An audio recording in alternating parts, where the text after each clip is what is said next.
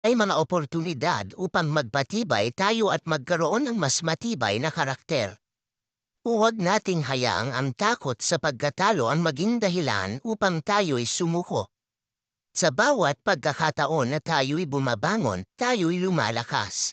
Tunay na tagumpay ay hindi hadlangan ng mga pagkatalo. Kung gusto mo ng sumuko, isipin mo ang mga pangarap at mga layunin na iyong pinaglalaban. Sa kabila ng mga hirap, mayroong liwanag sa dulo ng kalsada na naghihintay para sa iyo. Sa tuwing tayo'y napapagod at nauubusan ng lakas, alalahanin natin ang mga taong umaasa sa atin. Ang ating mga pamilya, mga kaibigan, at mga taong naniniwala sa ating kakayahan ay nagbibigay inspirasyon upang tayo'y magpatuloy sa laban.